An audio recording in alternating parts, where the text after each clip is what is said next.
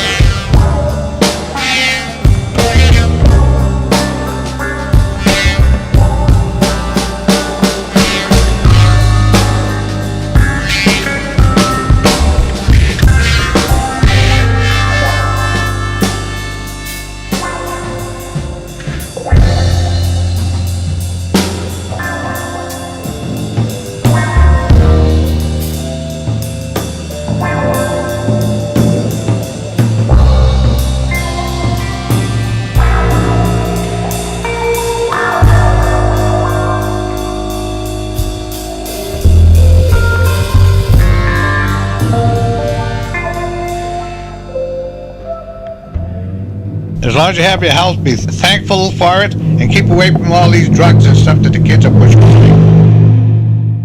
This hour on WMNH is sponsored by CGI Business Solutions, located at 5 Dartmouth Drive in Auburn.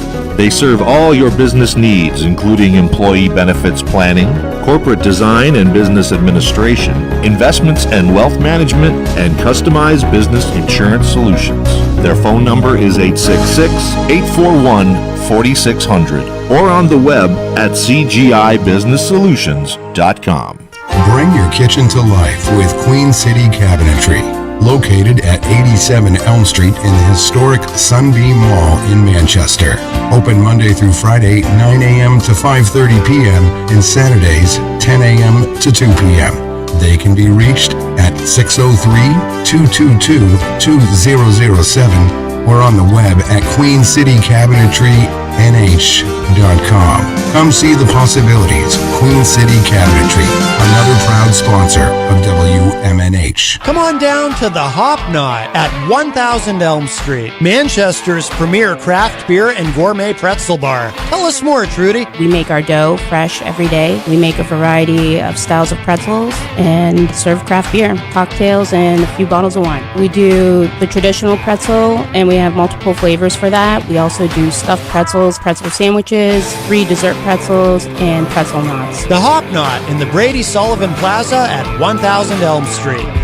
Clemento's Pizzeria, family friendly, awesome for a date night. Clemento's Pizzeria. For delivery, call 603-782-8450. Clemento's Pizzeria, the best pizza in town. 1975 South Willow Street in Manchester, New Hampshire. Best cocktails around. Come in as friends and leave as family.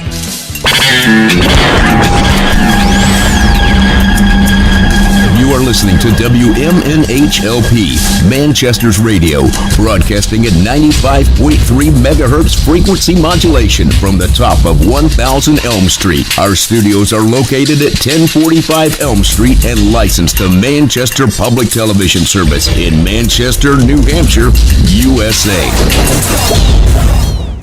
Hey, everybody. Welcome to the show on this Monday afternoon. This is Matt Connerton Unleashed, and we are live from the studios of WMNH 95.3 FM in glorious downtown Manchester, New Hampshire. Well, getting a little humid out there, but it's a nice day otherwise. Also on Comcast 97 if you're in Manchester, and hello to all of our online listeners across the nation and around the globe. You can go to my website, mattconnerton.com, for all of your live streaming options, social media links, contact info, show archives, etc., etc. Today is Monday, June 12, 2023. Jenny is here as well at the news desk. Hi there. Hello. Hello. So we have what we call in broadcasting a cold open. We do these once in a while, and it's usually for kind of a not great reason. It's usually because I have something heavy to talk about for a few minutes. So what we'll do is we're doing this. Usually we open with a song, some sort of, in fact, I found a couple of, as one could imagine, there are a lot of new and very funny political song parodies coming out right now. But usually we open with a song and then of course the theme music, and then we get into the show. But we're going to do this a little bit separate. And then after we finish up this segment, we'll kind of reset and go into what would be our normal Monday afternoon show. But the reason that I'm doing this to open today is because, again, most of you listening won't know this person, but some of you, I know I have some people listening who definitely knew and loved this person very much. So, but I lost someone today with whom I had been active in the music scene. And it was quite a shock to me. Jenny and I were in Dover today, and while there, I received a message on Facebook from a friend of mine, Matt Bover. And Matt and I used to play in a band called My Life Crisis. This was back in the 2000s, which in moments like this, in some ways it seems like another lifetime, and in other ways it seems like it was last week. And Matt informed me that Ben Brackett York had passed away. And if you follow me on social media, you might already know this. You might be aware from my postings earlier, and you might have seen the picture that I shared that Matt Bover shared with me. Band photo from that time, and I was quite shocked by this. Ben was, I'm not sure if he was even 40. He might have been 38, 39. He might have been 40. I'm not sure, but I don't know any details about what happened to him. So I don't know. I don't know what it is, but it's Somebody really summed this up well. Someone who had also been in the band, but was not in the band at the same time. On social media, he's Peter Turgeon, and he might be listening. Although we called him Stump, that was everyone's nickname for him. But he wrote this on Facebook. He said, "Crazy, I was not in the band when Ben was, but I knew of him. Sorry, Matt. It is strange when you find out an ex-bandmate has passed. There is something about making music that creates a bond that people who can't understand." And that is very true. So the band that we were in, My Life Crisis, so at that time it was myself, Ben, Matty. That's what we called Matt Bover. He was Matty and I was Matt. Actually, I was known as the Don. That became my nickname. I don't even remember why. And Jesse Bolin, who was our drummer at that point, and that's the lineup that's in that picture. And if you see the picture on social media, Ben is the one with the big smile on his face, and he was just such a joy to be around. It was, not only making music with him, but he was very funny. if I had met him 10 years later than I did, he and I would probably have ended up doing a podcast together or something. He was just a very, not just creative musically, but just very, very funny, very quick. And we laughed a lot. And, you know, it's, I know it probably sounds cliche to some, but a band can be very much a brotherhood. And I would say that honestly about every band I'd been in, really. But My Life Crisis, of all the bands I played in, that one I'd say was probably the busiest in terms of that lineup. We really worked hard. We played a lot of shows. And this is a weird thing. I said to Jesse Bolin, the drummer, on Facebook, I told him that it's so strange to get this news today because it was just yesterday. Literally, it was yesterday. I was thinking about the time and I became fixated on this memory. I don't know what made me think of it, but then once I started thinking about it, I became fixated on it. I was thinking about the time that we played 2 shows in one day in 2 different states because we had a show at the Bomb Shelter, and people who were active in the local music scene from that time, everybody knows the Bomb Shelter, and right on Eddy Road, down, I think, well, it's kind of around, not where Planet Fitness is, but around there. We had a show that night at the Bomb Shelter. We played there a lot, but we got offered a show in Connecticut, opening for some bands in, I think it was in Hartford, that we really wanted to play. And so I didn't want to say no. I was in charge of all the booking. I would handle the booking of the shows. That was one of my responsibilities, which I was happy to do because I love, you know, always loved not only the being a musician, but also the business side of it too. Always enjoyed that. Not everyone does, certainly, but I always did, always have. So I would handle all the booking. And I really didn't want to say no to that show. But we prided ourselves on being very professional. So we also would do all that we could to ever avoid canceling a show. We did not cancel shows. So I didn't want to cancel on the Bomb Shelter. So I remember going to the guys, and I think I talked to Ben about it first, and I said, hey, listen, we've got that show at the Bomb Shelter that day. What do you think of going to Connecticut first to play this show? We go on early at this show, open for these bands, and then we fly back to Manchester, and we'll close out the night at the Bomb Shelter. And Ben was all for it. I honestly didn't think everyone would necessarily say yes. These guys are going to be like, Matt, what are you doing to us? You're killing us here. But we were trying to play as much as we possibly could. Everybody said yes. And I just remember, now granted, there's another part to the story, which I'm not going to get into. Things went a bit awry at the Bomb Shelter, but we did play our set. I'll leave that aside. But I just remember how proud I was that day of, well, like, wow, I'm really proud of my band. I'm really proud of these guys. You know, everyone was on board to do that, you know. And in hindsight, it probably wasn't even worth it to do that. And then it created a lot of unnecessary stress, but everybody was down for it. But, you know, we were young and we were just, you know, we were ambitious, you know, we were driven, you know, and that lineup, because with My Life Crisis, there were several different lineups over the years. And like I was telling you in the car earlier, I was the one person, like if you look at that picture that's on Facebook, the only original member of the band in that picture is me. Ben wasn't there for the beginning or the end, but he was there in the middle when we were like really busy. And that was one of the great things about him being a part of the band. Not just was he a lot of fun to be around, just very, very talented guitarist, creative songwriter. But he was also just so gung ho and down for everything. You know, he was every bit as driven as the rest of us. And, it was just, but the thing I miss most, you know, just being around him was fun, you know, because it wasn't that band. It wasn't like, just, we saw each other at practice and at shows. You know, we would spend time socially together away from the band itself.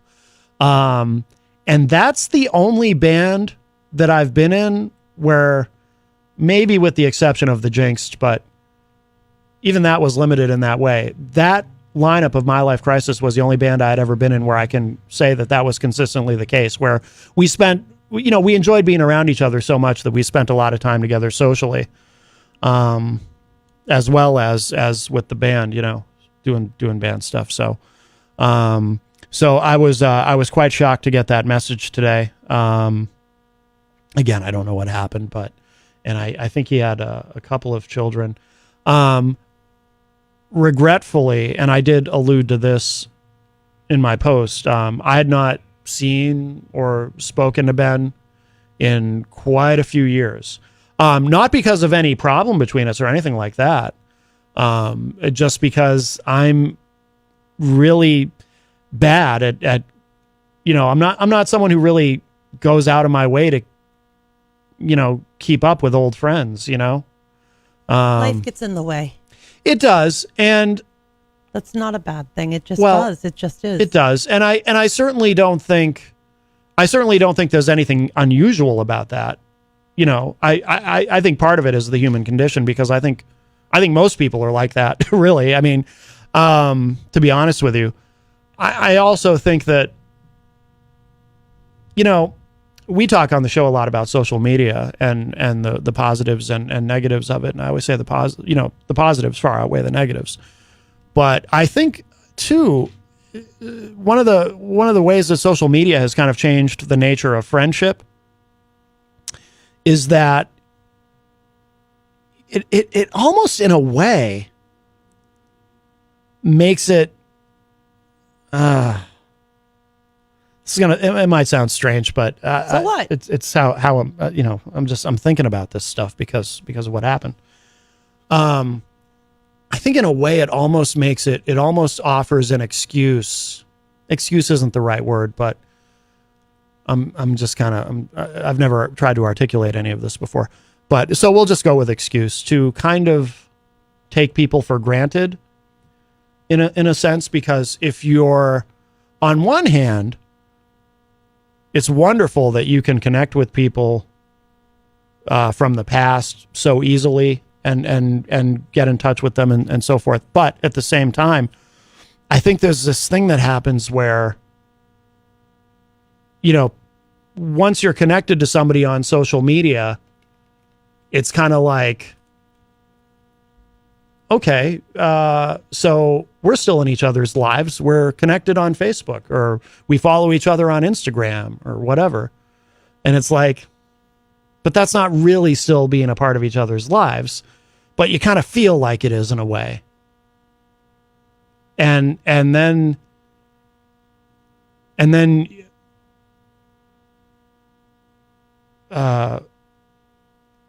what is that?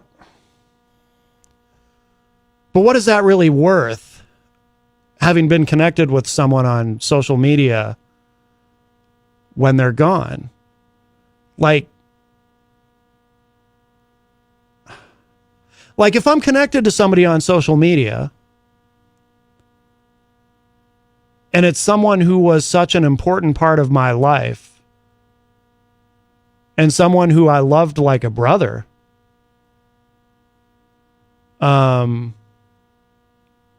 but then I never actually talked to them. Because in the back of my mind, it's like, well, I know they're there. We're Facebook friends. But then one day they're gone, and it's like,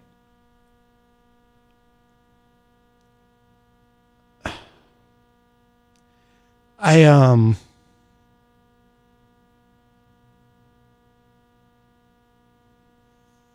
then it's now I can't even, if I just have the urge one day to just message him on just a simple message, I can't even do that. He's gone. And I, that's a strange thing. I just, I mean, if you take social media out of the equation, it's like, somebody passes away you didn't see for a long time. That's That's and then you get the news and it's terrible. But then with social media in the equation, it's almost like you're connected with them. It's almost like they're in the next room. Like you're living next door to each other in an apartment complex, right? And they're someone who matters to you. They're very important to you because they've had a huge impact on your life. And it might have been, 15, 16, however many years ago, but they've had an important impact on your life. But you never actually bother to interact with them, even though they're right there next door because, you're connected on social media. You're good. You know what I mean? Does any of this make sense? It does make sense. This is all going through my head today. See, the thing about that is, like, I can't know what you're feeling right now. Absolutely cannot know what you're feeling right now, and I wouldn't even begin to try. But I do have friends that I've been friends with from, high school or even in my early 20s that were in my everyday life back then. And they're not in my everyday life right now. And they are very important to me. Mm-hmm. And, if they reach out, I'm always right there. And if I reach out, I know they're always right there. And it happens every once in a while. We'll have this interaction, where you reconnect for some reason. And it's like, yeah, you're still there. I know you're still there. Yeah. I don't want any, I can't imagine like what exactly you're feeling in this moment, but you can't, it's not about the what if or the beat yourself up. The important thing is that you're friends. You care about each other.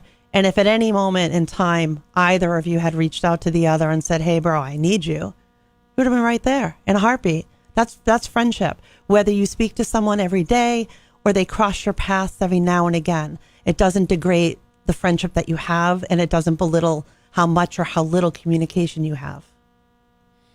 Yeah. It's the, I think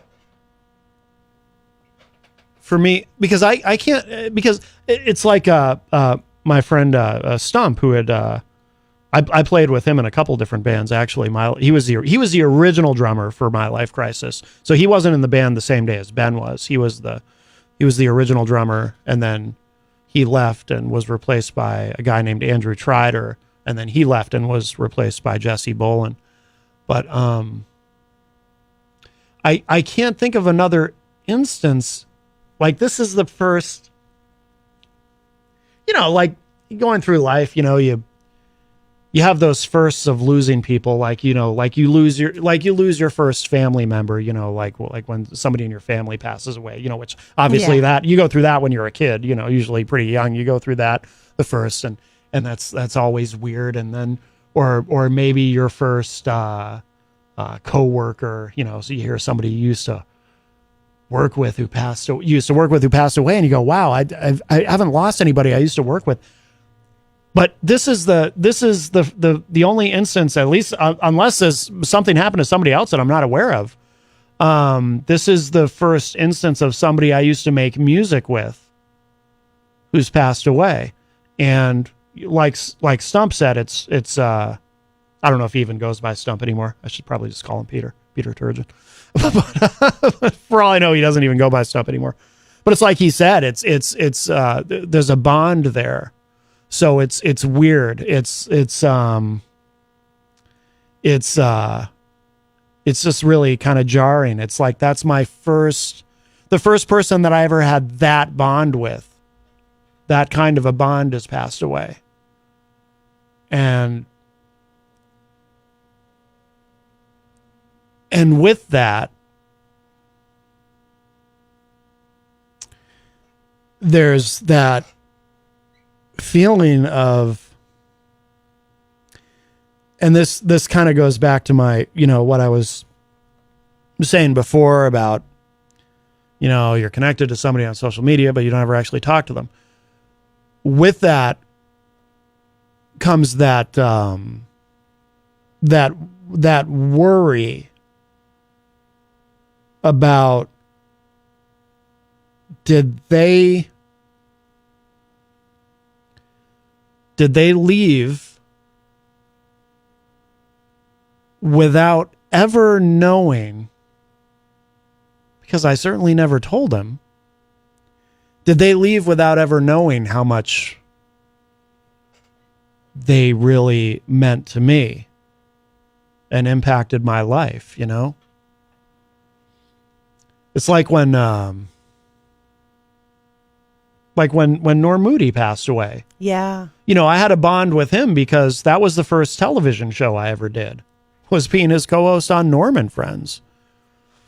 And I remember, you know, and for 8 years I was his co-host, and being his co-host led to a lot of other opportunities. For example, I don't think there's any way I would have ended up here doing this show on WMNH had I not been Norm's co-host.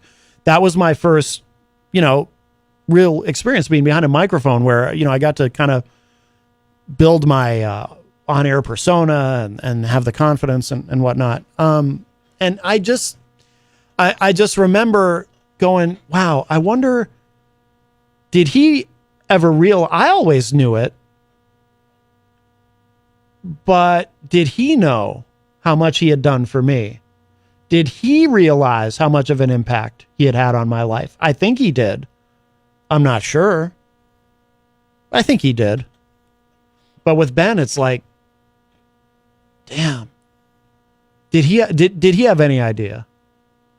I hope so. But I don't know. Because I never told him.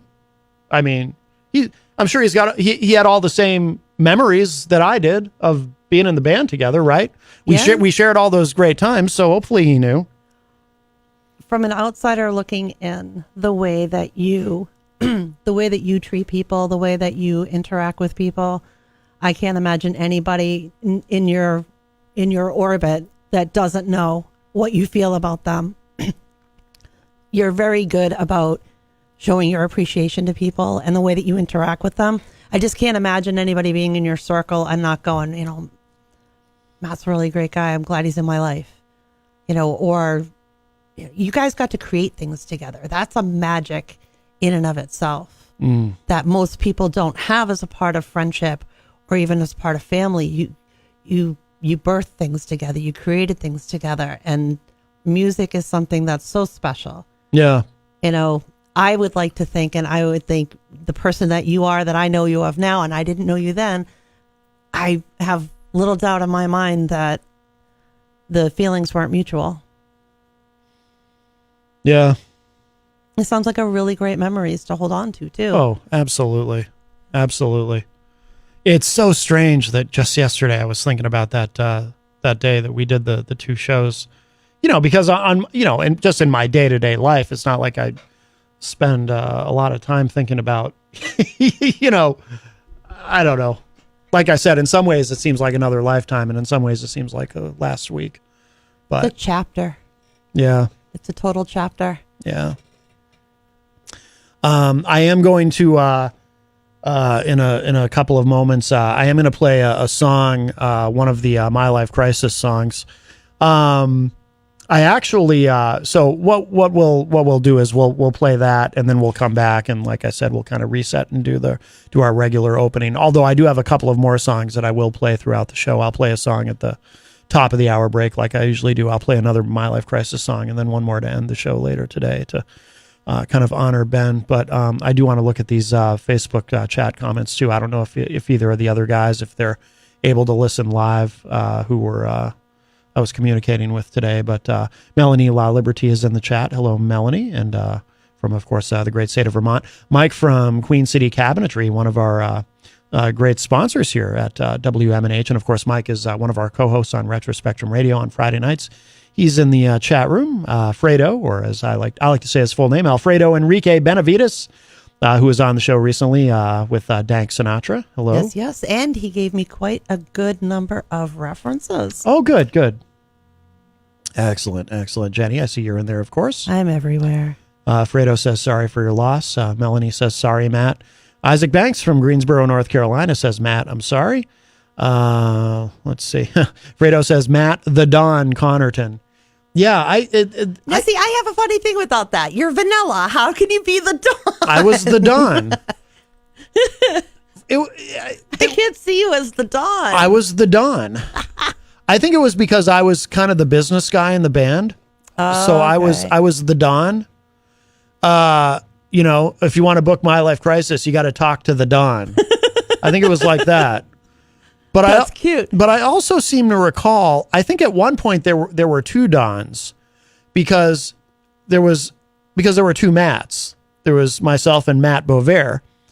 And I seem to remember Matt deciding that we were the Dons of Concord because we were both Matt, so we were both Don. I don't know. It's all very fuzzy to me. But then he decided that, kind of like the Highlander, in the end there can only be one Don. So he decided that I was the Don, and then I became the Don. Oh. It got to a point where no one called me Matt anymore. Like, it really caught on. Like, even like just like friends of the band would just started calling me the Don. And it was never Don, it was the Don. Interesting. I think there were people who came. You were like the crap the whip die, huh? I think there were people who came to our shows who and I'm serious when I say this. I think there were people at our shows who genuinely did not know my actual name. That's awesome. I was the Don. That's awesome. Yeah. It was so what fun. did you guys have, like a 5 o'clock show and then like a 10 o'clock? How did you make the the day we did the two shows? I was expecting states next to one another. It was Connecticut. That surprises me. We were always networking. That was one of the reasons why we were able to play so much. Like I said, that was by far the busiest lineup of My Life Crisis. We played every weekend, usually both Friday and Saturday, maybe Thursday, maybe Sunday. But because we were always networking, we had a lot of connections, and we had a lot of connections in Connecticut. And there was a promoter in Connecticut, whose name I cannot possibly remember, who really liked us and was always inviting us to play shows. So we were actually playing a lot of shows in Connecticut. And he approached me about this one show, and there were other bands on the show we really wanted to play with. He said, "Do you guys want to come down and open?" By the way, gas was cheap at that time. So that wasn't really a hardship traveling, not like it is now. So it was 7 o'clock. We went on. We had to be there for a 6 p.m. load-in. We went on at 7. I think we played for 40 minutes. Soon as we were done, and we were really efficient too. We were a well-oiled machine. We were very efficient. So we got there, played our set. I remember not wanting to leave, but we had to. But I remember not wanting to because everybody there was so nice. It was just a really good scene, Everybody was so cool. We really wanted to stay for the other bands. And we had to kind of sheepishly explain, "Oh, sorry, we can't stay, but we got this other show." Again, in hindsight, given the debacle we came back to when we got to the bomb shelter, I wish we had just stayed. When we got back to Manchester, we walked into something that no fault of our own. It wasn't great, but that place was run not well at times. I have a lot of great memories of the bomb shelter on Eddy Road here in Manchester, and some not so great ones, but I don't want to get into that. But so we played at 7. I think we were out of there. We were done by 7:45, out of the venue, packed up on the road, headed back by 8. Really? Oh, wow. Oh, yeah. That's quick. Oh, yeah. Oh, there he is. Maddie's in the chat room. Matthew Bovair. He says, "What's up, Don?" Excuse me. That's the Don. What's up, the Don? He says, "Thanks so much for doing this. It does me some good listening to this. Thank you, my friend. Thank you." And what time was your set here? Well, so we got back. Yeah. So we got back to Manchester, and then all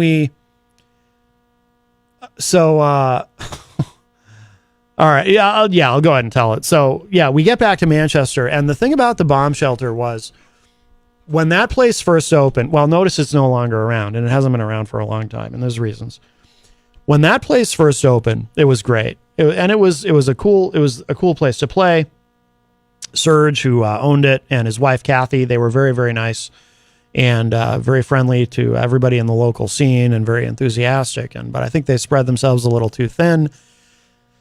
After a while, so on more than one occasion, this happened where we would get there and Serge wasn't there. And I think it was his brother, who was a sound guy, wasn't there. And it was like there was just nobody in charge. And whoever was working there wasn't interested in being in charge. So we get there, and there's a bunch of bands booked, but nobody knows what the lineup is supposed to be. Nobody knows what's going on. And I think there were a couple of times where we actually, it was situations where it was okay because like all the bands that were playing that night kind of knew each other and were friendly and were able to work out set times and everything amongst ourselves. We had to take it up upon ourselves because nobody was in charge. Nobody was telling us anything. So after a while, it started to be run, and I'm sure Maddie remembers this. It started to be run very sloppily. That particular night, so we get there late. We had worked it out with everybody. We were going to be getting there late because we had the other show. Everybody knew. Serge knew. His wife knew. I made sure everybody knew. Everybody knew the deal, and everyone was cool. And we get there, and there's like so many bands booked. It's like usually you would have. See, in those days, I don't think this is really done much anymore. In those days, at a place like that, you would have 5 bands in a night. Wow. Which that's crazy. Would usually be one too many. 4 bands, even 4 bands would seem crowded.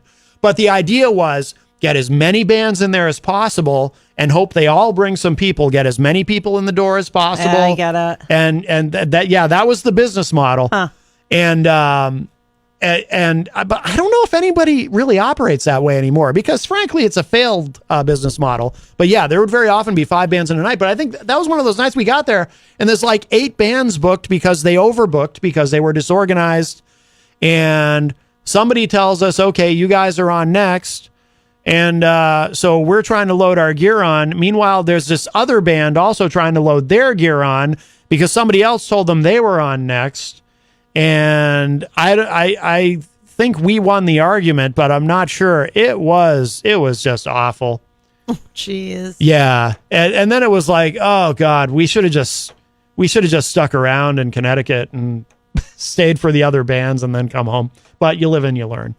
But like I said earlier, though, at the same time, I was just very proud that, everybody in the band wanted to, that we, like I said, we had a lot of ambition and everybody was up for it, doing the 2 shows and the, I think that's a nice feather in your cap. Running and gunning, Especially the distance. Yeah. Yeah. But yeah, it was quite Maddie says that band was not happy. Good thing our drummer was the biggest guy in the club. Yes. Yeah. Jesse Bolin, rock and rollin' Jesse Bolin, and I was always, and I am to this day, I've always been envious of his name.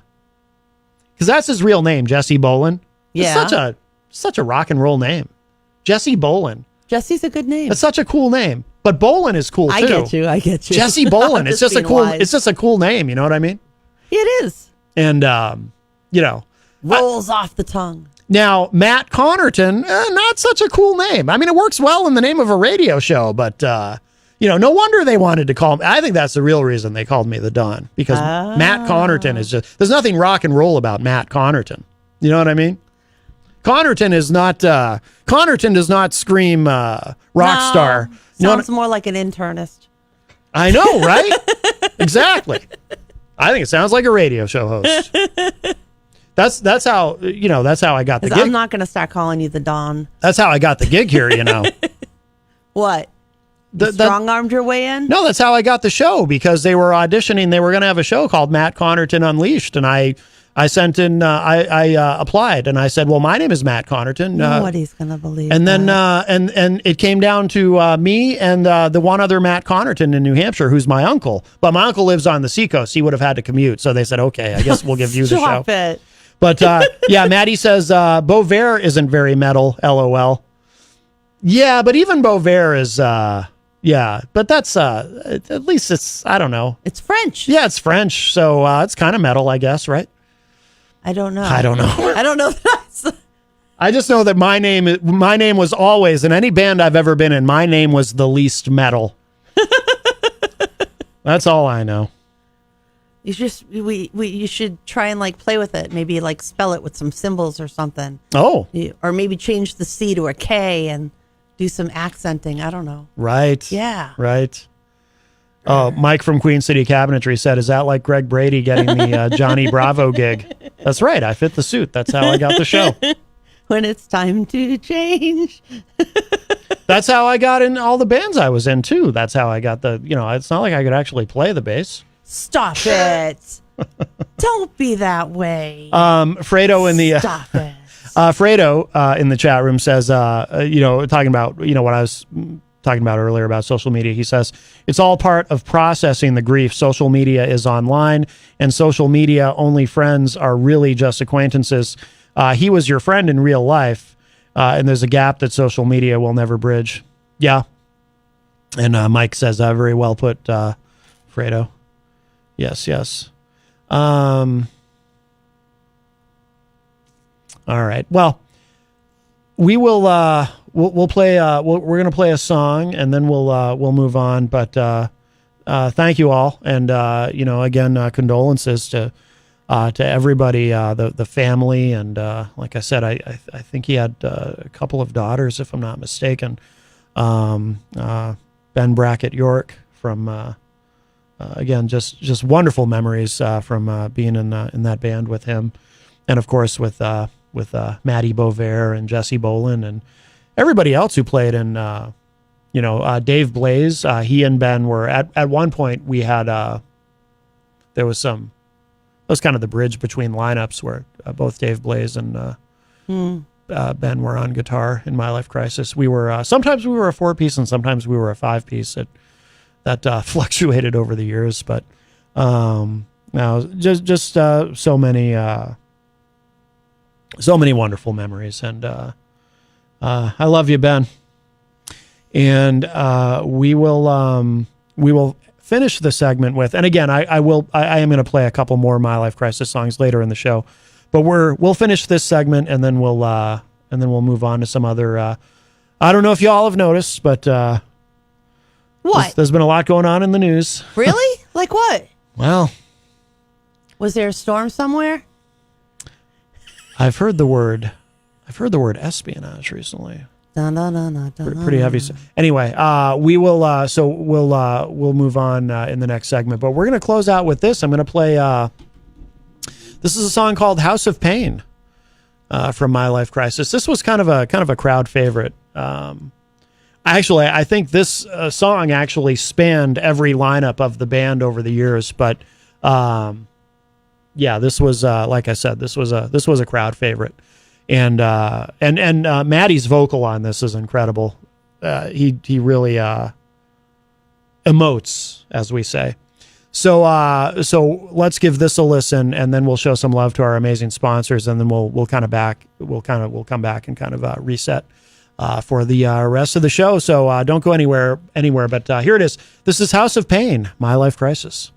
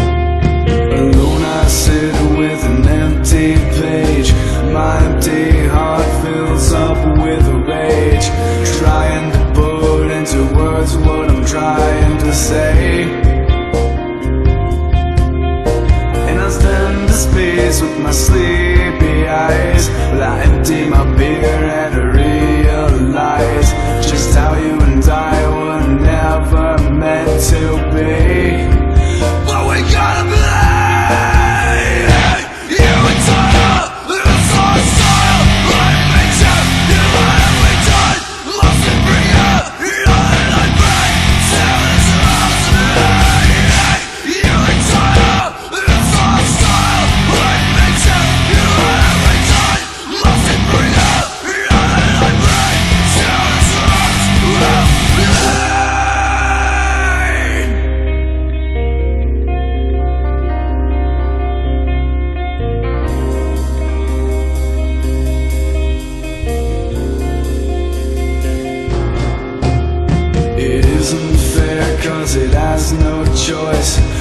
opinions and no clear voice.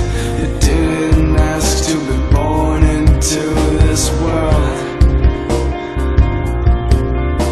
Now all I can promise is I'll be there to love your child with your golden hair, and do my best to shield you from all this hell.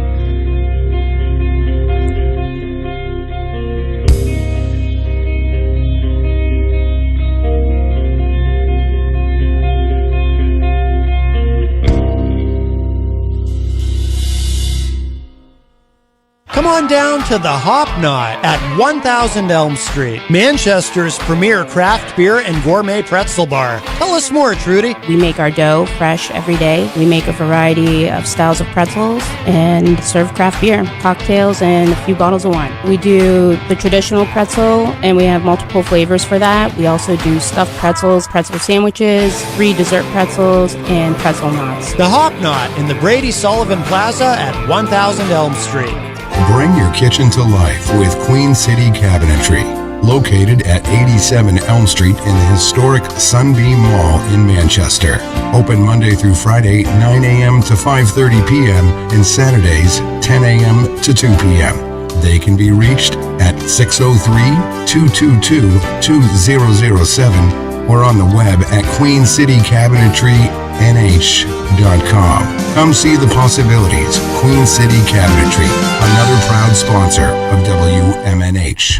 Clemento's Pizzeria, family friendly, awesome for a date night. Clemento's Pizzeria. For delivery, call 603-782-8450. Clemento's Pizzeria, the best pizza in town. 1875 South Willow Street in Manchester, New Hampshire. Best cocktails around. Come in as friends and leave as family. This hour on WMNH is sponsored by CGI Business Solutions, located at 5 Dartmouth Drive in Auburn. They serve all your business needs, including employee benefits planning, corporate design and business administration, investments and wealth management, and customized business insurance solutions. Their phone number is 866-841-4600 or on the web at cgibusinesssolutions.com. WMNH, rip the knob off.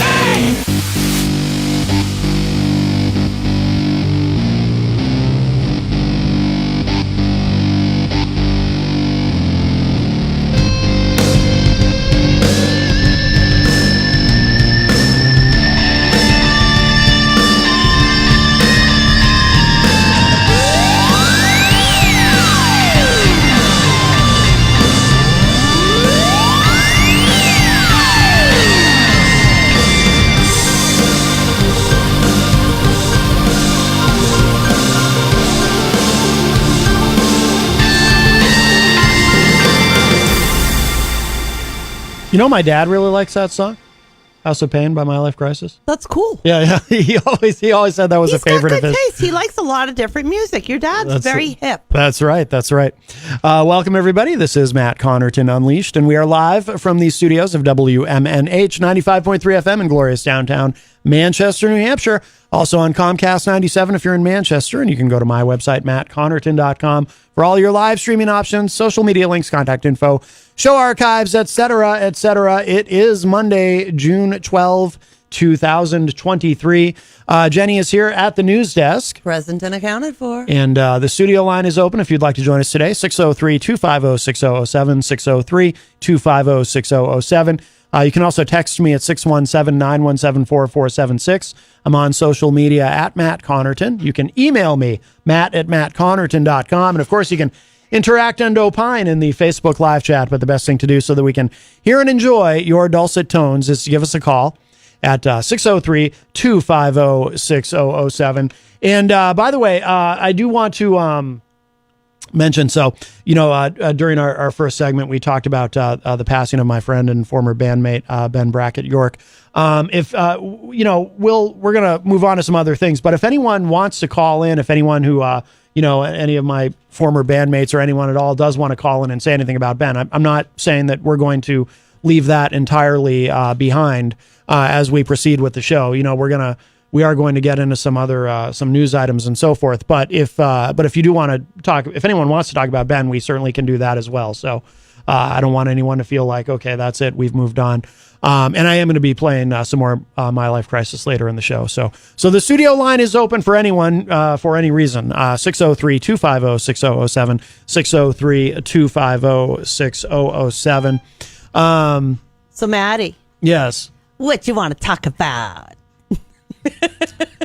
Well, it does seem, I don't know. I mean, can't do it right. It seems I like didn't do it justice. the news. Yeah, I don't have that queued up.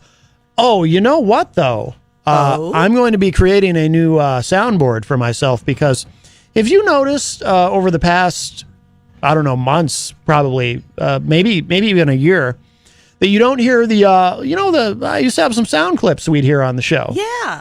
You know why those went away? Why? Because the website that I was using, soundboard.com, it started having all kinds of weird issues. And I thought you were going to say it was all gone, like gone. Is it all gone? Well, no. Gone? So here's the thing. Now when I go to after months, I had given up on it. I would go to soundboard.com. The website would come up. It would let me sign in and everything. But then if I would try to go to any of my soundboards, I would get this weird error message. And if I tried to go to somebody else, any other soundboards that are listed, because if you put a soundboard on soundboard.com, it is public. So anyone, that's why it's free, because other people can use it too. Hey. So then the other day, after not going on soundboard.com for a long time, I went on, and it's a new website, and everything is restored. Everything works again. Oh. So they must have been doing some sort of migration, or they needed to move to a new server, but I have my soundboards back. Oh, yes. I have my virtual Dave Ridley soundboard They're back. all back? I have I think we need new ones. I have my virtual John Hopwood soundboard back. Oh, yes. I have one that Copy in the machine. I have a soundboard back that I can't actually technically use anymore on the show for reasons we won't get into here. I know what it is. Now, the only one I don't have for some reason, although let me try logging in again. Do you have the Ghost of John McCain? Well, that one wasn't mine. So that one never actually, I just stopped doing that one because I felt like the bit played itself out. Yeah. The only one I had one for Trump that I had built. That one seems to have disappeared. Figures, right? I had that one where somebody's basement. Yeah, maybe it's in somebody's basement. It's on right. I had that Trump one where my favorite clip of all time was when he goes, I'm terrible at impressions, as you know, but the one where he goes, I stand up here giving speeches for an hour and a half, many times without notes. I just love that. That's like my favorite Trump clip ever. And that one is gone. I bet you can find it though. Yeah, I've tried. I'll try again though. But the other ones I have, everything is restored. It's wonderful. Why am I talking about that again? How did I end up on that? I don't know. I don't know either. JFed says in the chat room, did you see any boxes in the news? Well, I tell you what, a lot of boxes. I've seen a lot of boxes. I've seen boxes on top of boxes. By the way, we got to defend him on one thing because so I said this on Facebook too. Melanie had posted a picture of the beautiful bathroom with the boxes, and you've got the wonderful, you've got the chandeliers and everything. And I said on Facebook, it could have been worse. He could have shoved them in the in the bathroom of the local Circle K up the street, but instead they're in this very nice bathroom with chandeliers. Nice tight. I mean, listen, if you're gonna flush the toilet and poop fiver goes everywhere. I think on this box and that box. Well, that's disgusting. I don't want to. I hate to be the person who has to touch those boxes. I think if you're going to look, if you have boxes and boxes and boxes of classified information, if you're going to put them in the bathroom, it might as well be a fancy bathroom. So I say he got that one right. And I will defend him on that. It might be the only thing I ever defend him on, but at least it's a fancy bathroom. He didn't put Does it in. qualify as fancy when it's not so big? All I know is I see chandeliers. I say fancy Chandelier schmancy. in the bathroom is that's fancy. I mean, I've never. I don't think in my life I've ever been inside a bathroom with chandeliers. So I see chandeliers and I go, that is fancy. You should put some classified documents in here. Mm-hmm. It's ego and a half, boy. Mm-hmm. In the ballroom. Melanie says in the chat, it was a single sink bathroom, so it was a servant's bathroom. Yep. See, there's the proof. That's a good point. And it had no tub, just a stand-up shower. Oh, I hadn't thought of that. Yeah. I hadn't thought of that. That ain't for that's not for the special people. So maybe that's for us poor folk. Maybe that was not an appropriate place to put those then, is what not. you're saying. All right. But somebody who grew up the way he grew up, I wouldn't expect to be able to think quite clearly. I'm trying to keep an open mind. He's just used to having his arms wide open going, mine, mine, mine. He was born that way. Paul played that Friday night on Retro Spectrum Radio. Mine? With arms wide open by Creed. Oh, that one. Melanie also points out, and it wasn't gold plated. This is true. That's true too. Okay. Yeah, definitely for the the servant level bathroom for certain. I know. That's what it is. I know why though. I know why. His focus can't get on anything that's not gold. If he had put it in a nicer bathroom than that bathroom, people would have gotten suspicious. That doesn't work. People would have said, "Hey, why is he putting those boxes in the really nice bathroom?" But who had to use that bathroom? I like Melanie's point. Who had to use that bathroom? Well, and then what happens when you flush? Well, I don't. The poo-poo fibers are just all over the boxes. Don't even want to think about that. And the folders. I'm sure. And the paper. They got the poo-poo fiber. I'm sure the good people at the FBI wore gloves. I hope so. And masks, maybe. You know, inhale that stuff. Charles good for you. Charles Richardson joins us in the chat. He says, I think if there is a TV in the bathroom, that would be my throne. I don't remember seeing a television in that particular bathroom, though. I could believe him being somebody that needs to have a TV in the bathroom. Oh, well. And Isaac Banks says, hi, hashtag Jen Coffee. What's your favorite Hootie and the Blowfish song? Is it Hold My Hand or Old Man and Me? So you have two choices. Okay, I'll go with Hold My Hand. Okay. There we go. Next.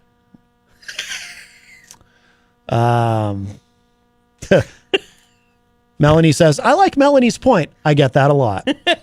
Very well, nice. you know, when you're right, you're right. Very nice. This just how it has to be. So he is, he should be in Florida now, right? He was taking off on the plane, and he's in Florida now. Not for long, though.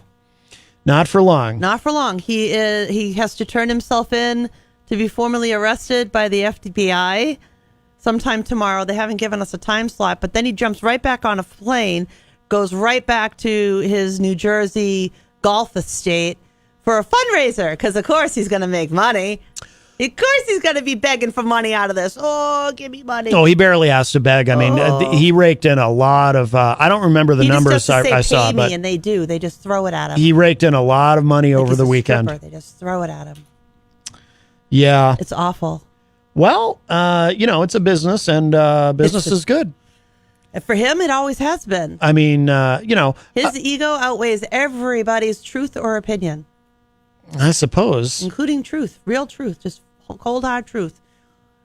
Well, if that man decides the sky is purple, he'll pay and pay and pay until everybody around him says it's purple. There may be already, there may have already emerged an escape hatch, by the way.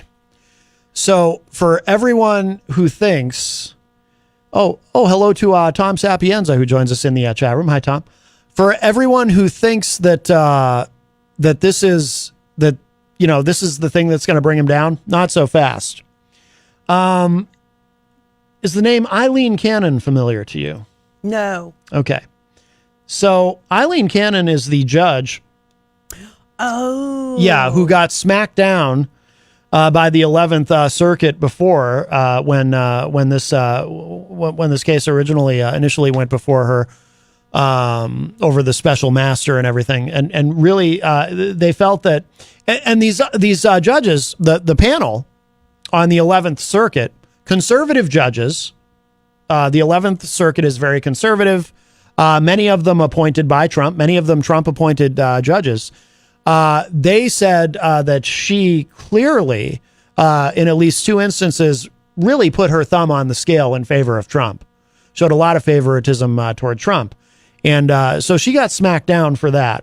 Well, guess who's in charge of somehow magically pulled to be the supposedly, allegedly, this is she was chosen at random. Supposedly. I don't know. I ain't buying it, but all right. Well, I don't know. I mean, I will, coincidences are possible. I'm not one of these people who says I don't believe in coincidences. I do believe in coincidences. And so that may very well be. But this could be the escape hatch for him, because here's the thing. She's in charge. I can see a couple of different ways that this could go, where he actually gets out of this. This doesn't make his other legal issues go away, but the most severe legal issue is this. He may yet get out of this, because a couple things that she could do. I mean, first of all, she's going to be in charge of scheduling this thing. She could say, there's no way we're going to be able to try this case until 2025. Oh, I believe that. After the election. I believe that's going to happen. They're already trying to drag feet right now. That could very well happen. Now, if she does that, and the 11th Circuit does not overrule her on that, and I'm not sure exactly. I mean, I'm not a legal expert, and I don't know exactly how that all works, all the processes therein. But if she does that, then what could happen conceivably is he could win. If he wins the election, as soon as he's president, this goes away. He'll be in charge of the Department of Justice. This goes away. He can pardon himself. Well, maybe. Remember there was talk that he was going to do that before he left office? Yeah, that's still an open question because it's never been tested. There are differing opinions on whether a president can or cannot pardon himself. I don't think you can if there isn't a charge on the books. And it can only be... If there's been a charge on the books, then I think maybe it was possible. And it can only be for federal crimes, not state, which I didn't even know until a few years ago. Well, he is charged federally on this one. On this one, yeah. So, right. So the other thing that could happen is she might not, she might say, okay, I'm going to go ahead and schedule this. And, but then Trump's defense team could make a motion saying, come on now, this isn't, you can't try this case before the election. He's not only is he a former president of the United States, but he's an active candidate for the presidency. You can't try this case during an election. I'm waiting to see if the arraignment itself gets pushed back because he still doesn't have a Florida qualified attorney to represent him. Well, there is that's another potential wrinkle, but I'm just saying Eileen Cannon may just give him an escape hatch and say, no, we're delaying this. If she decides, in other words, if the defense team makes that motion and she says, yeah, sounds good, we'll just delay this till after the election, no problem. So don't think that, anybody who's crowing about, well, this will be his undoing, not necessarily. You could also just schedule it for December. I mean, Bill Barr said he's toast, but that's that doesn't mean anything. Oh, and by the way, about Bill Barr, William Barr, who certainly I think was very loyal to Trump during his tenure as Attorney General. This is just kind of a side note, but Trump made we heard it together. Trump made a fat joke about Bill Barr, just like he recently made a fat joke about Chris Christie. Freaking gross! What a jerk! What? I just don't understand, does he not realize he's overweight himself? That's not how a bully works. The man is a bully. He's been a bully since he was born. Anytime he wants something, he gets it. He only knows that if he pushes hard enough, he gets what he wants. No, but I just wonder, is there something... This is the first time in his life he hasn't been able to do that. Is there something psychological, though, where he just doesn't... I'm serious, because... The psychology of this type of thing is just really interesting to me. Is there something psychological where he just doesn't know? Like he just doesn't realize? He doesn't see, I doubt he sees himself in the same category. I would agree with you on that one. Yeah. But he doesn't know how to be nice to anybody that he perceives as being on the wrong side. The minute he thinks that you've done something he doesn't like, you get a nickname or you get harassed or you get... called things or fat jokes like he did today. Yeah. I mean, that's just who this man is. He is an absolute bully and he leads every ounce of his decision making with his ego. So here's this is from Insider.com. I have an opinion, don't you think? Insider says, so you think they've got Trump right where they want him, eh? Wait till you hear what this former federal prosecutor turned high-end defense attorney has to say. So some bullet points from this. It says, it sure looks like they've got Trump where they want him, except he's probably going to get a favorable judge, and she'll have enormous power to prevent Trump from getting convicted. So some details here. It says, if you think the former president is finally, really, actually, but for real this time about to face justice, hold on for just one moment. He may have an easy out. Yes, it sounds like this new indictment against Trump is a pretty strong one. Even Fox News' top legal commenter thinks so. He called it extremely damning. And I guess that's a reference to Bill Barr. And when we're not, we're not seeing nearly as much skepticism as we saw after Manhattan District Attorney Alvin Bragg's indictment either. But one former federal prosecutor turned high-end defense attorney, Ken White, sees a quick path out of trouble for Trump. He said all Trump needs is a judge completely in the tank for him, a judge who is willing to sacrifice their reputation in order to protect him. White thinks Trump might get one, Judge Eileen Cannon. And by the way, that does seem to be the case.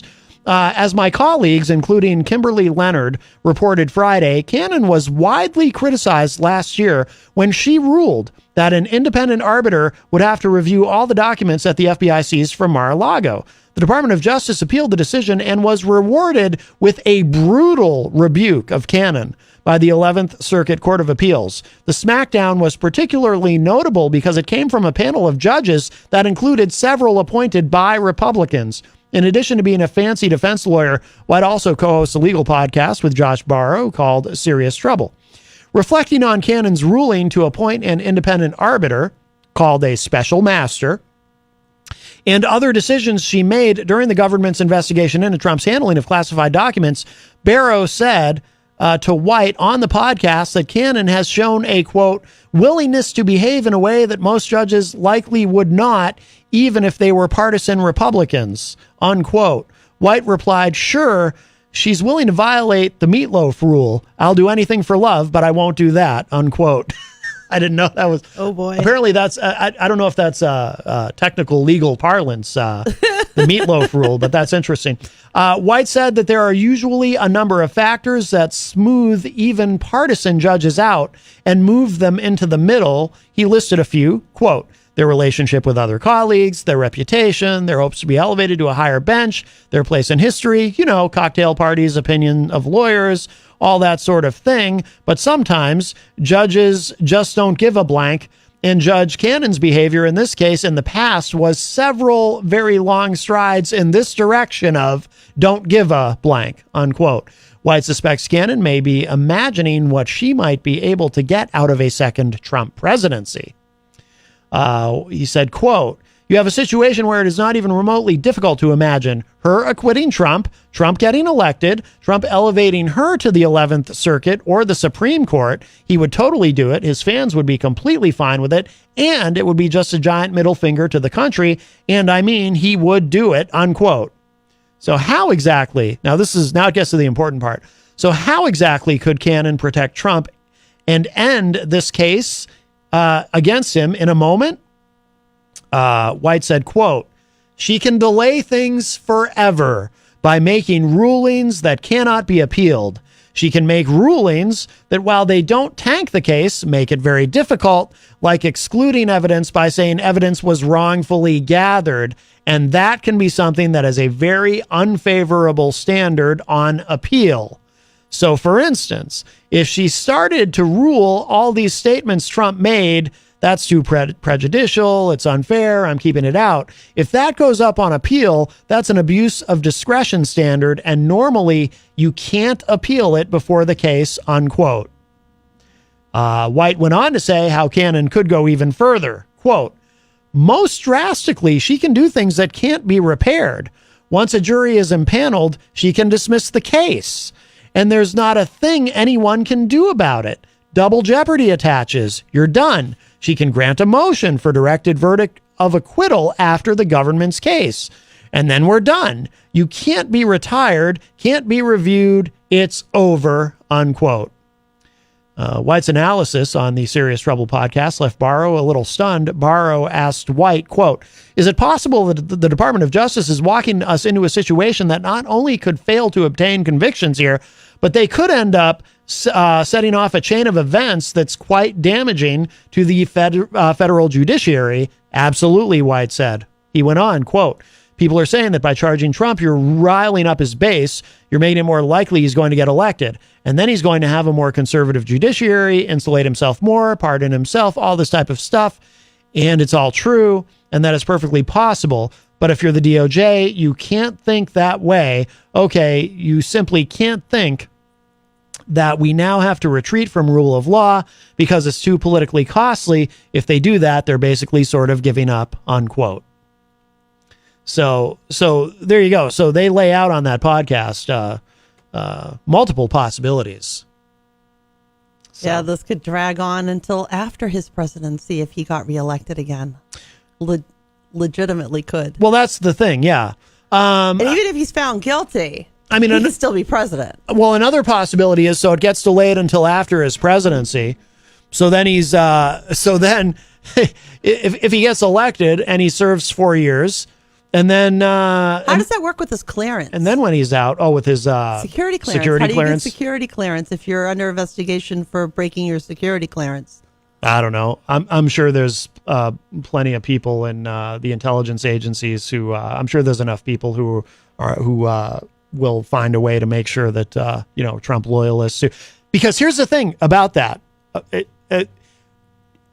something that people forget because it kind of went a little bit under the radar. But when Trump lost the election, do you remember this? He started changing out a lot of personnel in government, in the intelligence agencies. Yes. And it didn't make any sense because why would? Yeah, he appointed some people to the Pentagon. But there was a reason. So why would you see? Because you've never seen anything like this before. There were a number of things with this election we'd never seen before in the aftermath of it, of course, like January 6th. But something that went a little bit under the radar that not everyone might realize. So he started appointing people, getting rid of people after he had already lost. Now, why would you do that if you're the outgoing president and a new administration is coming in? You don't do that. You don't mess with it. Would be the equivalent of, you're working at a job and you've given your 2 weeks notice, you're leaving, but on your way out in that last 2 weeks, you make a bunch of personnel decisions for an office that you're not even going to be managing anymore soon. It wouldn't make sense, right? But there's a concept called burrowing in. And that's what Trump was doing. He was putting people loyal to him in place, even though he was on his way out, and he knew he was on his way out, but he was hiring all these people and putting them in place. Why would you do that? Because you're going to be trying to get back there someday, and you're going to need those people. So if he has enough of those people in place, if he, even if, there's obvious questions about his security clearance, if he is reelected, well, he's got people in place to make sure. No, he has a smooth ride with all of that. He's already got like you said, the Pentagon. Yeah, he made sure he burrowed in. That's what it's called, burrowing in. Just usually nobody. Well, Florida helped him out too. I mean, look at him. What do you mean? All the changes that they've made, they're helping him out. I'm sure. Yeah. We are just past the top of the hour, so let's take a break. I am going to play another My Life Crisis song. If you're just joining us, My Life Crisis. If you don't know, My Life Crisis was a band that I was in with my friend Ben Brackett York, who I got the word today that he has passed away. So to honor him, we're playing a few My Life Crisis songs today. So we're going to play. Let's do this. This one's called Half Fast. This is a great track. I ran this through some software today to kind of make it radio ready because it's more of a demo recording, but I think it sounds pretty good. So we're gonna play this, and then we're gonna show some love to our amazing sponsors, and then we'll be back with hour number 2, Numero Dos. There's plenty more Matt Connarton Unleashed coming up. Don't go away.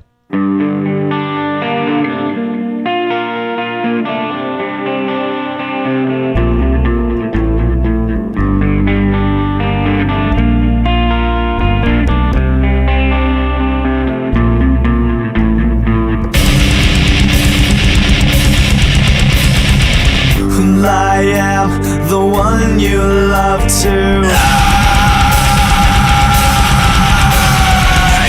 Lack of focus keeps you. My struggle is to conquer. This will not go undone. One more in your game. Dig down, we have pretend.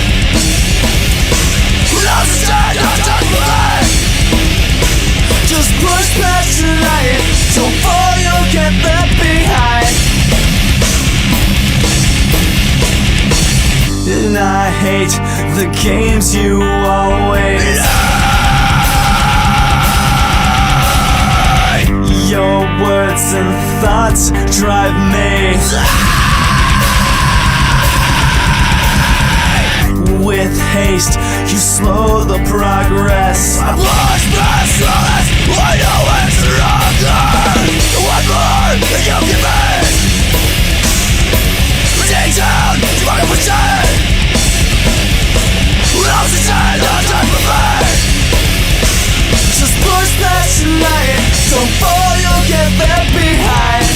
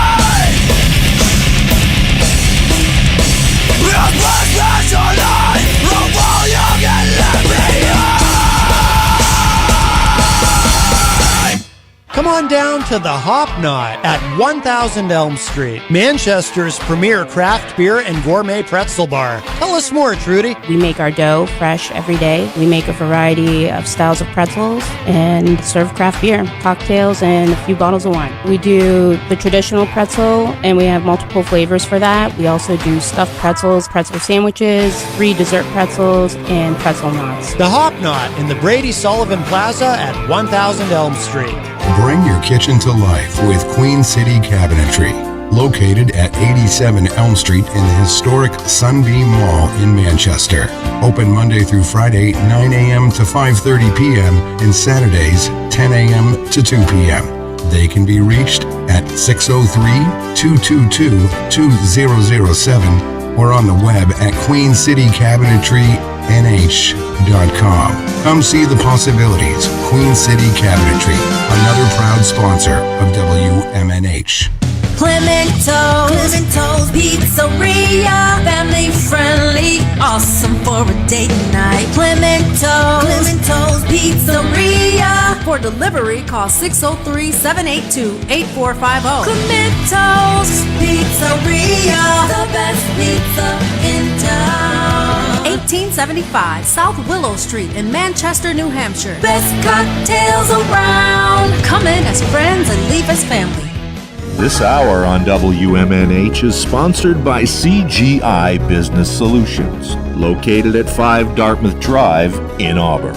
They serve all your business needs, including employee benefits planning, corporate design and business administration, investments and wealth management, and customized business insurance solutions.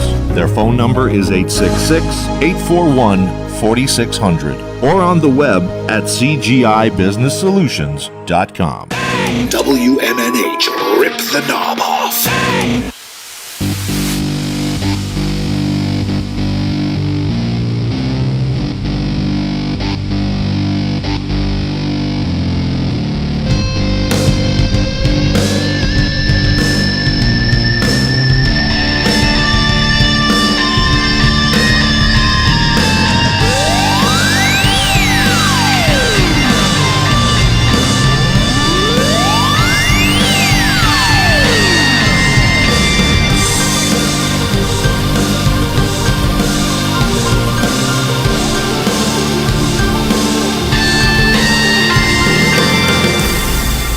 Welcome back, everybody. It's Matt Connerton Unleashed, and we are live from the studios of WMNH 95.3 FM in glorious downtown Manchester, New Hampshire.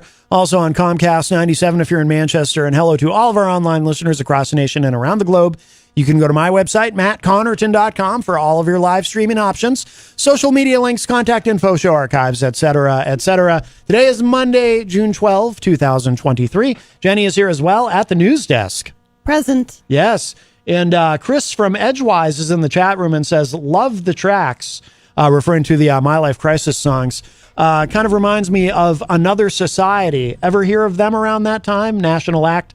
That name is super familiar to me, Another Society, but I don't remember them. But I will look them up because now I am very curious. And you are wearing your Edgewise hat. I am wearing my Edgewise hat. Yes, yes. I love this hat. Paulie C joins us in the Facebook live chat and says, hello, big fan. Paulie C, of course, host of Retro Spectrum Radio on Friday nights right here on WMNH from 8 to 11 p.m. And I have the honor and privilege of being one of Paul's co-hosts on that show, along with DJ Steve and, of course, Mike from Queen City Cabinetry. And I'm really excited about this Friday's show. Do you know what the theme is? Yes, I do. Yes. I'm going to play the original versions of songs before. Demo. As the writers intended. Demo versions. Which I'm excited about. Yeah. That sounds awesome. Yeah, I'm excited about that too. You know, of course, as you know, my favorite band is Kiss, and there's a lot of Kiss demos on YouTube. Really? Oh yeah, a lot of that stuff that's leaked out over the years, and there's a couple of cases too where I actually like the demos better than what ended up on the album when they're slightly different versions. But yeah, there's a lot of stuff, but yeah, I love that. That's going to be a really fun show. Yeah. I'm really looking forward to that one. So definitely. So Retro Spectrum Radio Friday night. Miriam Banish joins us in the chat room and says, good afternoon. Wow. I love the music I'm hearing. Well, thank you, Miriam. Appreciate that. That was a band that I was in a while ago.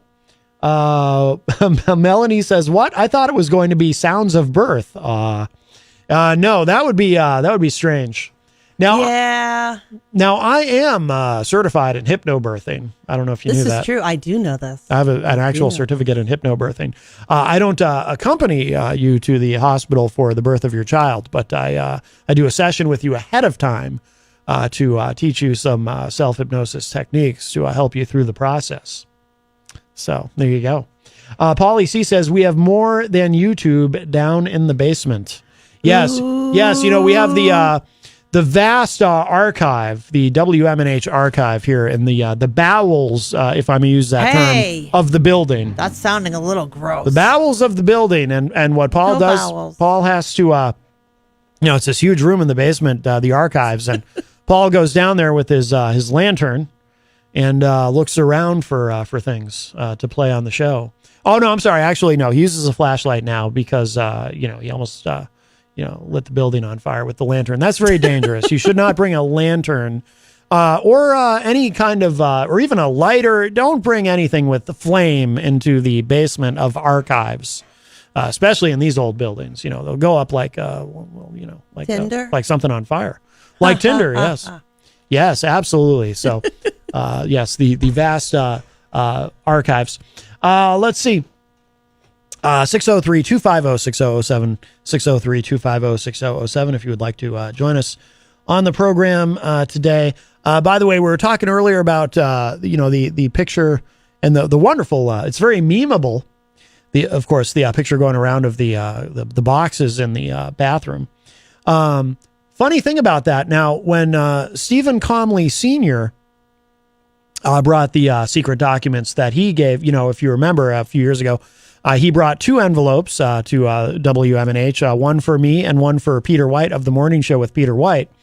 And as you know, the envelope of secret documents that he gave to me, I sleep with it, under the pillow every night, so it's really gross. I can guard it. But Peter took his envelope and filed it somewhere, and I know that he filed it somewhere where no one would think to look, is what he told me, that no one would ever find it. But I suspect. He may have filed his in fact, a bathroom. Perhaps a bathroom wastebasket. So circular file. Oh, by the way, Paul says with the lanterns, the reason it's dangerous is there's a lot of 16th century sheet music down there. That's true, and that actually burns quicker than anything. 16th century sheet music, the type of parchment that was used, it's highly flammable. Even more so than regular paper. Was it hemp paper? I don't know. Well, that could be very interesting if that catches on fire. Back in the day, everything was hemp paper. Right. I mean, the Declaration of Independence is written on hemp paper. That's right. True that. That's right. It used to actually be a law to grow it because it was used in the manufacture of the giant ropes. Yes. For the giant ships. Yes. Well, can't they can still do it can't they? Didn't they? No, the laws are different now. Yeah, but didn't they change? Haven't the laws been changed again in some places where they can go back to growing it? Yeah. Hemp is legal to grow, I think, in most any place now. They made a change at the federal level that really opened things up. Yeah. But I only know about this stuff because when I was growing up in Plymouth, Massachusetts, there's a place called Cordage Park. And that was the old rope factory. Oh. And you can go in there and see pieces of it. And the ships used to be able to actually pull up quite far. Oh, okay. And get their ropes. Giant ropes. So we were talking about the bathroom earlier with the documents and the chandeliers all fancy. And I happened to, I was going to move on to another element of this, but then I happened to see this on Mediaite. Apparently, Kevin McCarthy, House Speaker Kevin McCarthy, he says that he's arguing that Trump hoarding documents next to the toilet was sufficiently secure because, quote, a bathroom door locks. That doesn't fly under the. It doesn't under the federal code of what is I can't think of the right thing. It's code 18. What is it? 18 U.S. code that they're charging him under. Specifically, section F. Because I actually looked this up. Mm-hmm. If you're somebody who's been entrusted with having to be able to lawfully possess these books or paperwork or whatever it is, you must make sure that it is where it belongs. You cannot then be grossly negligent and take it and put it where it doesn't belong. It has a place it belongs. Yeah. Right? Classified documents are supposed to be with the archivist in whatever department that they belong in. Yeah. That's where it's supposed to be. You violate the code if you take it with you and go, mine, I'm not giving it back, mine. Yeah, see, that doesn't fly under the federal statute. Yeah, but if you put it in a bathroom with a lock, that's not good enough? No, not good enough, because you have, let's see, you having knowledge that it's not, it has to be in its proper place of custody. So if it's been removed and it's not in its proper place of custody where it's assigned to be, like these documents are, they have to be like signed out and stuff.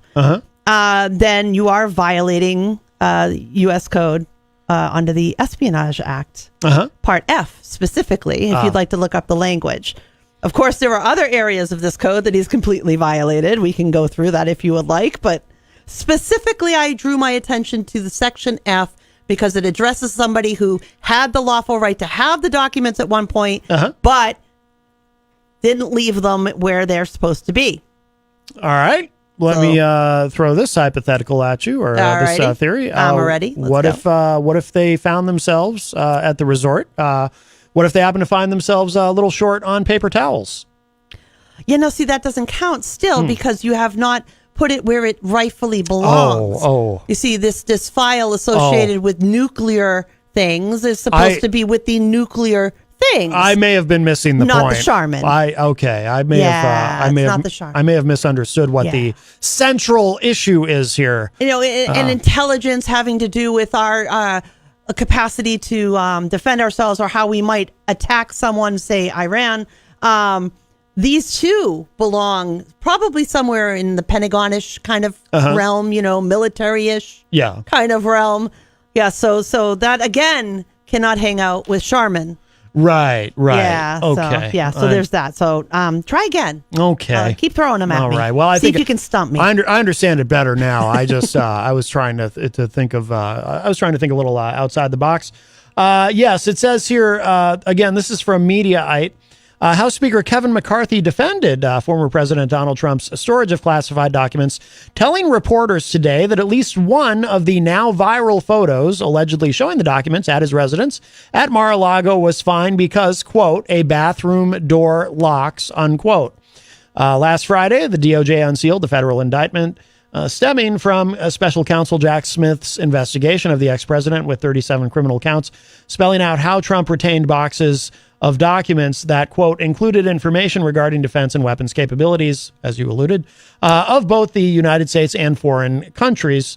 Yes. United States nuclear programs, potential vulnerabilities of the United States and its allies to military attack, and plans for possible retaliation in response to foreign attack, unquote.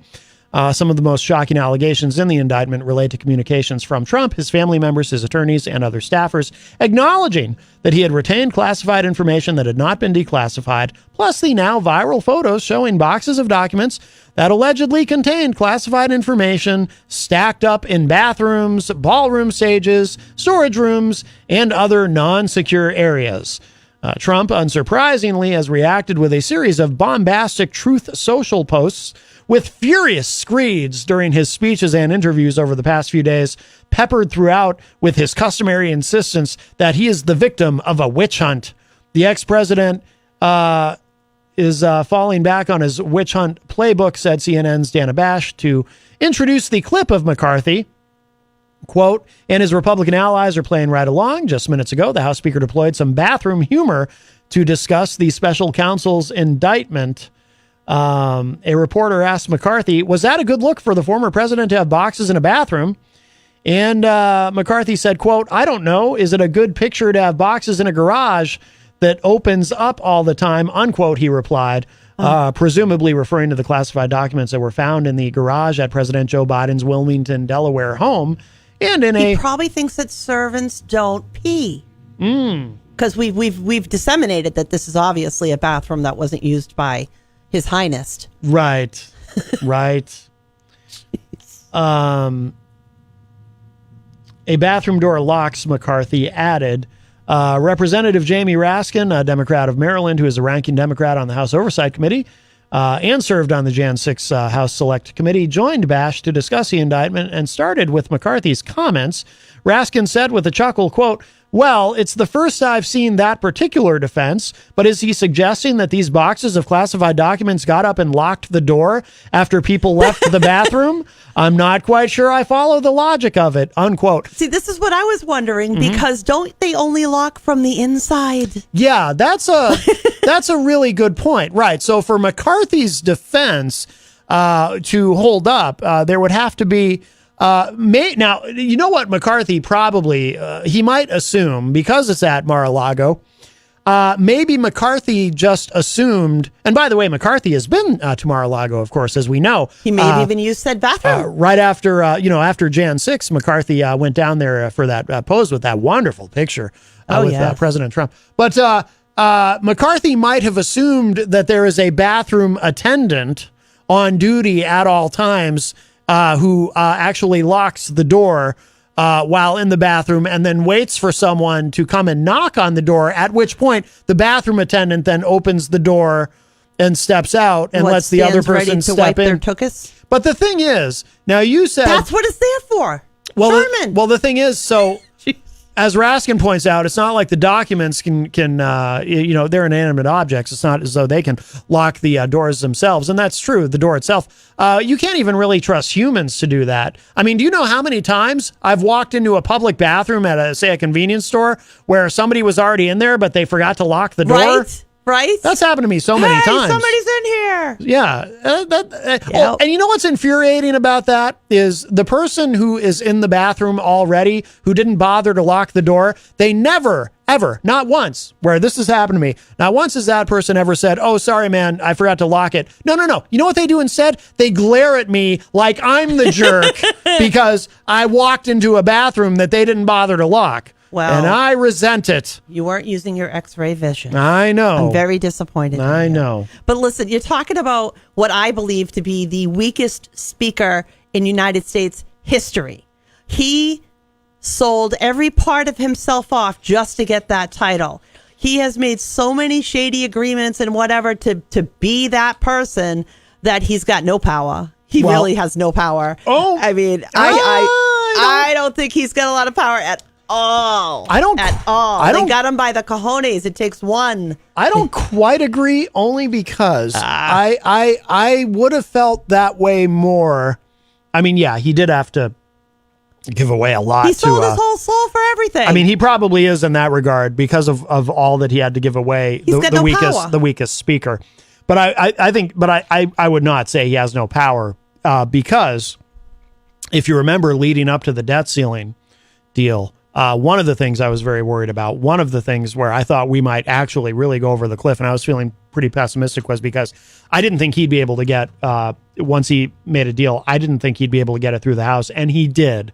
He delivered. I actually, well, I don't have a lot of... He delivered because of the makeup of what he was playing with here. I don't have a lot of regard for the guy, but he did get it done. He said he would get it done, and he did get it done. And I will give him some grudging respect for that. I will. He got a crumb. I'll give him that. Well, I'll give him that. But I think he's the weakest speaker this country's ever had. Oh no, I think that's true. I think that's true. But when you say he has no power, well, he managed to.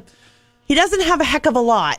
He might not have a heck of a lot, but he had enough to get that debt ceiling deal done, and that's not nothing. That's not 100% on him. I don't see that as 100%. Oh, I'm not saying that. His work, in the sense that when you look at the makeup of the Republicans that he was dealing with, he had a larger majority of Republicans that didn't want to go over a cliff than those willing to go over the cliff. What do you call them? The little group there. The House Freedom Caucus. So they say. Just not if you're a woman. Not if you're a woman. He just by my standards and what I was expecting, he overperformed. Really? You say over? He overperformed in that. I had very low expectations and very little faith in him. I think he was lucky. And he came through. I think he was lucky. I will give him credit for that. But I certainly don't give him any credit for his defense of on the bathroom thing is beyond pathetic. Seriously, it locks from the inside, guy. Yeah. What in the world? And these people buy it. Oh yeah, I know. And incidentally, files being found in a garage, not okay by any stretch of the imagination. Of course not. Also, under the law, you are supposed to return this stuff. You don't get to keep it forever. Right. It's not how it works. It's not how it's ever worked. Right. Well, yeah. Especially when they come knocking and ask you for it. Right. All he had to do was that knock, give us this stuff back. If he'd given it all back, we wouldn't even be talking about this today. None of this would be happening. If when the archive came asking for it. Yep. None of this would be happening. I dare say, even if when the FBI came looking for it, if they hadn't played hide the ball with all of this and just cooperated, I don't think any of this would be happening. And we know that there were boxes moved before the lawyer got to there. Oh, yeah. To see, and here the lawyer goes to certify, nope, we've given you everything. It's all good now. Yep. And it probably would have ended there, if not yet again. Yep. Because his ego won't let anything else rule. This guy decides something's his. He's going to take it to the grave with him. He doesn't know how to be wrong, and he doesn't know how to not get his way. I don't think he's ever not gotten his way in his entire life. This little silver spoon got up his tuchus, and now he gets whatever he wants. This is the first situation this guy's probably ever been in where somebody's going, no, you cannot. No. How can you say no to the great one? I mean, seriously. That's what this is. His ego brought him down this road. Well, there are 100%. His ego did this to him. Well, there are two key differences, because people will say, well, what about Biden and what about Pence? And, listen, I take it all very seriously. Or what about Hillary? We're still in now, and it's the year 2023, and we're hearing butter emails. There's a key difference here, not just in the magnitude of what we're talking about, but two key things, two words that are very important here: intent and obstruction. I mean, you were just talking about all the obstruction. Everybody else cooperated when something like this came up. And by the way, I will just remind people too, the special counsel investigation, not Jack Smith, but a different individual who's investigating Biden and the secret documents there, because there are still some important questions there. That's an ongoing investigation. I'll just remind everybody of that. So, don't be so quick to say, oh, they just let Biden off the hook. No, that is ongoing. Mike Pence, they let off the hook because Mike Pence cooperated. It seemed to be an honest mistake again, and that goes to intent. Right. So in this case, you have the obvious obstruction of Trump, but you also have intent. What was his intent? And that is the thing that I want to know. And I've said this before, and I'll say it again. I don't care if you're, you can be the biggest Trump supporter. You can be full on MAGA. You can have the big Trump flag on your pickup truck. You can wear the hat. You can, whatever. You can be as deeply in love with Trump as you want to be. But every American, no matter who you are, whether you think you need an explanation, whether you're even the slightest bit curious, or you just put your absolute total faith in this man for whatever reason, I'll never understand. No matter who you are, as an American, you deserve, I deserve, we all, every single one of us deserves an explanation. What was his intent? Why did he take these things?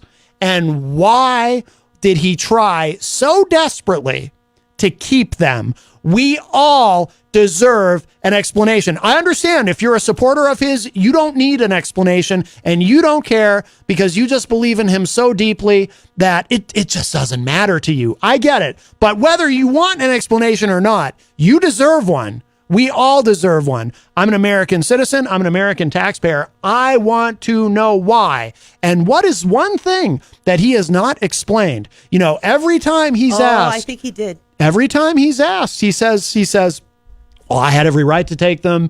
And he talks about how he thinks he had every right to take them and every right to keep them and how they're his and all that. I have yet to hear him say anything about what his intention was in having these and what he intended to do with that information. I have not once heard him say anything about that. And I want to know.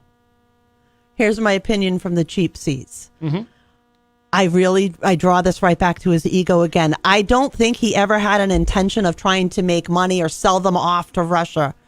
I don't think that. What I do think is he's already told us in what we've learned from what was released and things that he said. He had this thing about going, see what I got? Look at this. Look what I have. Mm-hmm. Oh, and I've got this. I mean, he even says things like that. There's that in the section that they keep bringing up where he says how he had the power when he was president, but he doesn't have the power because he's not president anymore. He's talking about a specific document, a classified document, which they haven't found yet. This man it's kind of sad, when you think about it. The only way he can feel good about himself is if he's showing off. Look what I have. And it may be. To me may be that simple. And then when somebody looks at Trump and says, you can't have this, he digs in. Oh, no, you're not taking nothing away from me. This is mine. And that's what I see with this guy. And that's what I think has been his entire downfall, which has toppled leaders through history, their egos. We have a call. I think this might be Charles. Charles, is that you? Yes, it is. How you doing? Charles from the state of Florida. Yes. Because, no longer the great state of Florida. Right. You've been bacteria. The greatness has been DeSantis out of it. Yes. What's on your mind, Charles? So I'm thinking here, what if it's to blackmail anybody that tried to wrongdo him? Do you think that's maybe a possibility of why he has all this stuff? Why he wants to show up? Maybe not to show up, but it's like, well, if anybody tries to double cross me, well, I can do this to them. Well, there is something like maybe is like the JFK assassination documents or pictures that he has or something. I mean, I don't know. There is a concept called gray mail, which is where you have documents or information that our intelligence agencies would not want to be made public, so you kind of hold on to those as leverage. But I don't know. I mean, anything's possible, but nuclear secrets. I don't know. The movements of other nations, military. I'm just thinking, he's been in all sorts of scandals, the Navy, from porn star scandals to tax scandals and all this other stuff. He's probably gotten some intelligence on there's probably going to be more scandals coming up because I've done so much, stuff out there. I'm just going to go ahead and hold on to a document just so I can go ahead and clear myself or to fight back. I don't know. I still don't understand who he's blackmailing. Is he blackmailing the Navy? I don't know. Well, because if I say blackmail, and now that's a racist thing, so maybe it's white mailing. I don't know. But wow. Anyway. No, I think you can still say blackmail. Wow. Okay. I don't think that's... Making sure. Yeah. I listen. I don't know anymore. It's a different United States than where I was when I was 10 years old. So. Well, yeah, a little less racism in the country. It's amazing. Well, yeah, it's now more out than it was before. I never thought of it when I was 10 years old, but my God, it's in my head all the time from everything I see and feel and touch, and it's now more than ever. But anyway, that was my opinion with Donald Trump. What's out? What do you mean? What's out more now? What were you? I'm confused. Well, back when I was 10 years old, I could go outside without having the fear of pedophiles. I could go outside without the fear of saying racist things or anybody bringing it up. You're a little sad that you can't say racist things anymore? I knew better because I was growing up that way. I knew better, but it's like it's publicized to the 10th degree. Now it's like everybody's scared to get out of their house. Everybody's scared to meet with their neighbors. Everybody's always like, what are they up to? And, just nobody has any trust anymore. Tell me I'm wrong. I think you're 100% wrong, and I think that your racism is showing. And that's your opinion, but that's my opinion because I think back then I could go out and play outside and ride my bike And without there were no any fear. pedophiles. Now Really? it's all designed to put fear into other people. That is the And biggest that's how I feel. And I ball think of that's how a lot of junk people I think feel I've ever heard. Yes, there were no pedophiles back when we were young. All right. Well, I didn't say that. I didn't say, Okay. but there was fear. There's fear now. I'm sorry you All missed right. your wacious language. Yeah, take care, you guys. all right. Thanks, Charles. All right. Oh my God. I'm not sure that wasn't. I don't know. You I can't was. say racist things like you could when he was 10. No, I don't think that's what he was saying. Well, but that's I'm, what he said. But I'm not. I'm not a little. No, well, no, because he said he was raised better than that. He knew better. But I don't know. I'm But not. that people could say things and nobody was- would get in trouble. I don't know. Now we talk about racism too much. I don't know. How dare we? It wasn't clear to me, but the phone connection was terrible. So I Well, yeah, I can didn't- hear you echoing in I the didn't. I background. didn't want to get into a protracted discussion, but I'm not sure exactly. I remember when Just- I was in elementary school, we had the clown. This scary guy driving around in a white van, dressed like a clown from the waist up, and he was snatching kids. Randolph, Massachusetts. Yeah. And we were all advised in elementary school and told to like run into a store or run into the police, wherever you were. If you saw a white van, just run away. Just get away from it. 'Cause I remember this. Like, I mean, it was a big deal. It was like Yeah. scarring. Yeah. If you want to get in with a call before we run out of time, No pedophiles. 603-250-6007, 603-250-6007. We've got a little bit of time left. I did see this. One of the things that's been interesting about the way the different Republican candidates are reacting to Yeah. to this. Now you've got Chris Christie, former governor of New Jersey, and Asa Hutchinson, former governor of Arkansas, who are willing to actually risk raising the ire of MAGA world and actually be critical of Trump. But then of course you've got Mike Pence, who just continues to, he'll say, well, nobody's above the law, but I'm just so troubled to see this happening. It's like, well, which is it, dude? And there's some reaction from Nikki Haley. It says here from Mediaite, Nikki Haley rips Trump over dox case on Fox News, says was incredibly reckless with our national security if charges are true. So it says here, Republican presidential candidate and former South Carolina Governor Nikki Haley criticized former President Donald Trump today, stating that if federal charges against him are valid, his behavior was incredibly reckless. The Department of Justice unsealed an indictment of the former president on Friday in connection with his retention of government documents he took to his Mar-a-Lago residence when he left office. The material, quote, included information regarding defense and weapons capabilities of both the United States and foreign countries, United States nuclear programs, potential vulnerabilities of the United States and its allies to military attack, and plans for possible retaliation in response to foreign attack, unquote. Haley tweeted about the indictment on Friday, calling it prosecutorial overreach. However, she now appears to be pivoting, appearing on The Story, which I guess is a show on Fox. Haley, Trump's former UN ambassador, was asked about his scheduled arraignment on Tuesday. Martha McCallum said, quote, he's facing the indictment tomorrow. Obviously, these are serious accusations in a situation that he finds himself in. What's your reaction to what's going on and what we're going to see play out tomorrow? What do you say to voters about how they should look at this, unquote? Haley responded by praising Trump's tenure as president and blasting the Department of Justice. Eventually, she got around to addressing his actions in the case. Okay, so I guess she's going to try to both. It sounds like she's trying to skirt. She's trying to run the Mike Pence play, it sounds like. But here's what she actually said. And I haven't pre-read this, so, I don't know. Here's what she said. Two things can be true at the same time. One, the DOJ and FBI have lost all credibility with the American people, and getting rid of just senior management isn't going to be enough to fix this. This is going to take a complete overhaul, and we have to do that. Two, the second thing can also be true. If the indictment is true, if what it says is actually the case, President Trump was incredibly reckless with our national security. More than that, I'm a military spouse. My husband's about to deploy this weekend.